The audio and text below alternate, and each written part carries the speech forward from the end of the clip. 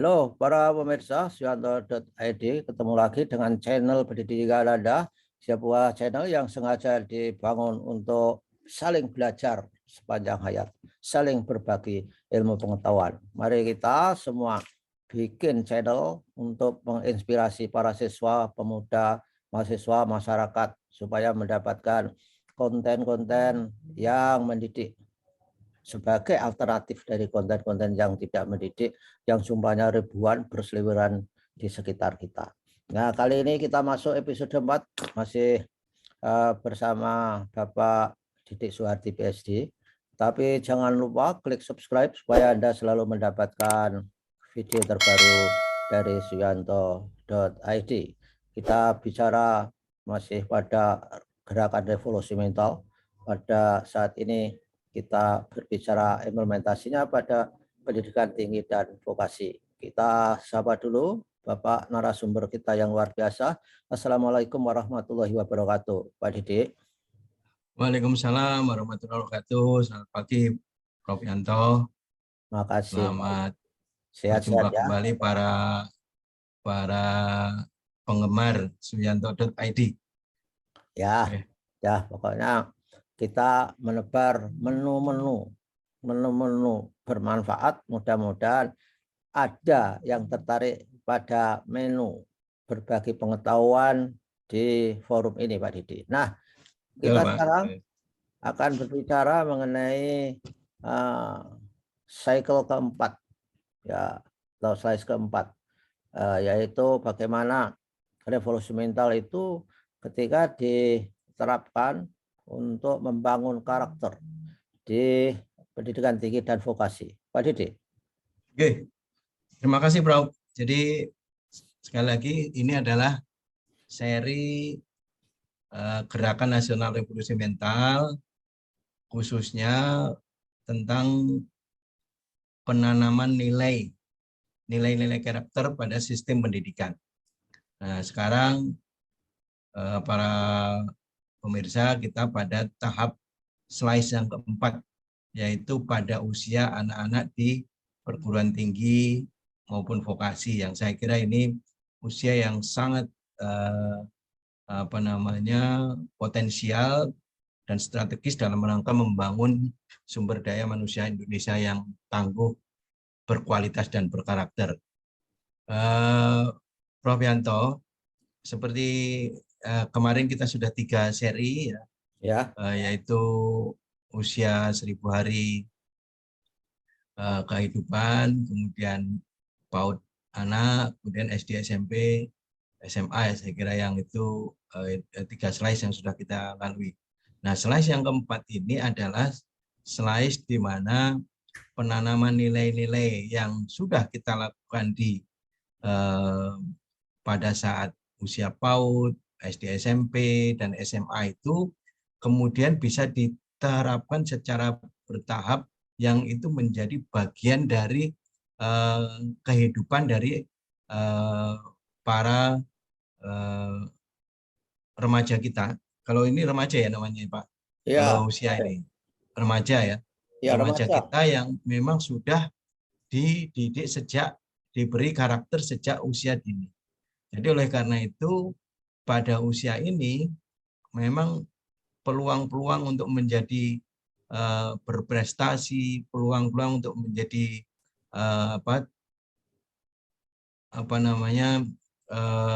calon-calon ya, calon-calon tenaga yang hebat itu mestinya sudah mulai muncul.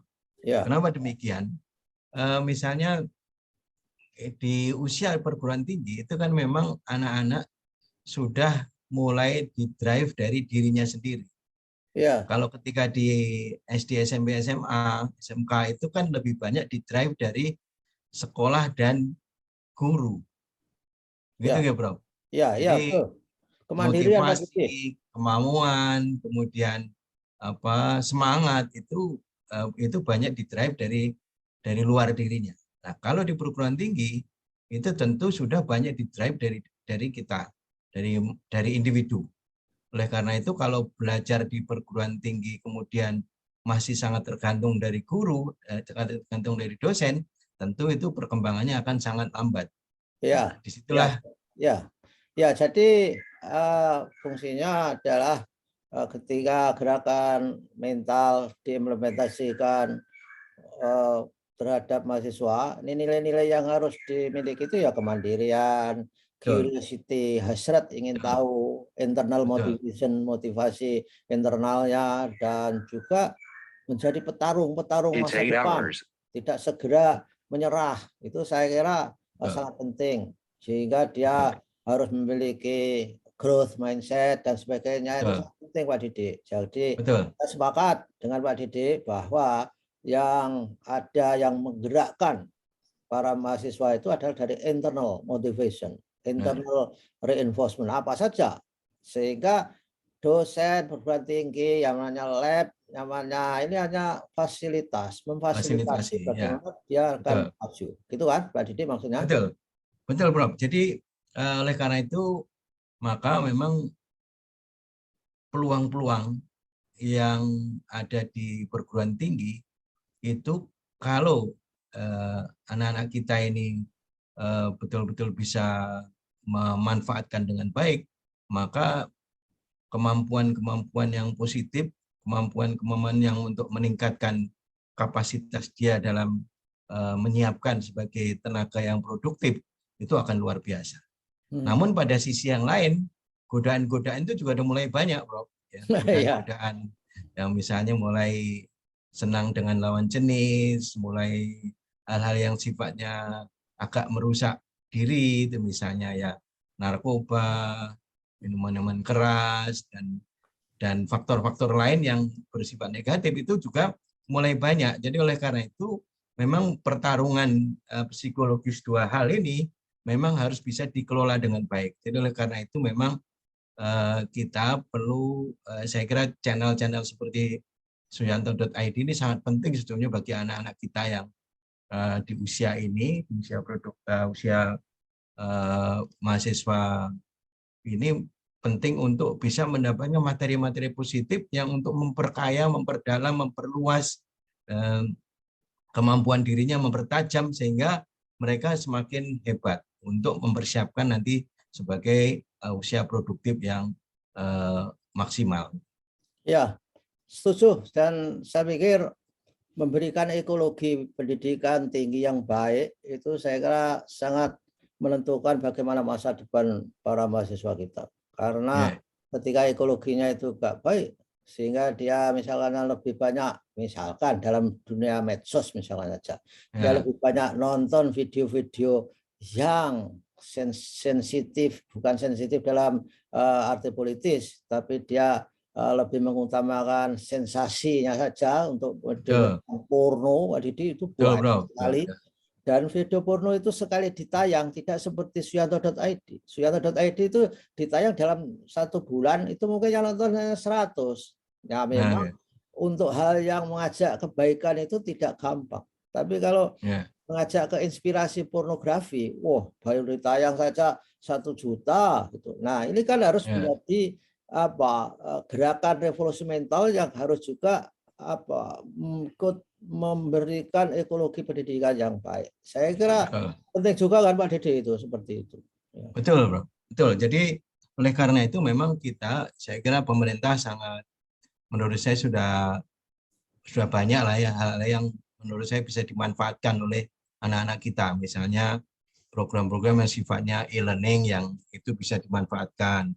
Kemudian juga kursus-kursus keterampilan misalnya. Itu juga banyak. Misalnya juga kursus tentang persiapan menjadi orang dewasa. Nah, itu saya kira juga saya kira hal-hal yang memang perlu diakses dan perlu dimanfaatkan oleh anak-anak kita. Termasuk barangkali nanti yang pengen wira swasta atau ingin memperdalam pengetahuan misalnya program prakerja kan itu juga ada. Saya kira itu hal-hal yang penting yang menurut saya bisa diakses supaya ini untuk meminimalisir bahkan mungkin menghilangkan ya faktor-faktor negatif yang tadi Prof Yanto sampaikan juga, misalnya ya tadi narkoba, kemudian medsos yang negatif, hal-hal yang itu akan justru membuang waktu, membuang tenaga, membuang pikiran yang akhirnya jadi bisa berpengaruh negatif yang luar biasa. Ya, itu memang pilihan yang berat Pak Didik. Oke. Walaupun itu membuang waktu, dia masalahnya kalau orang yang ini enjoy. Jadi yang penting Iya, bagaimana kita itu memberi fasilitas mahasiswa itu bergaul kepada komunitas yang baik. Jadi filosofinya seperti beras ya. Beras itu kalau putihnya beras itu ini bukan karena bergeseran di slabnya itu, di slab yang digilingnya itu. Kalau zaman ya, kita kecil Pak Didik, beras itu kan di kampung-kampung disosah Pak Didik. Pak Didik ngerti nggak? betul, betul, ya, Ya, jadi di interi ditaruh itu ya, Bro. ya dilumpang terus Oke, ditumbuk pakai alu. Nah, putihnya oke, beras itu sebenarnya bukan semata-mata karena ditumbuk alu, tapi pergeseran sesama beras akibat tumbukan itu.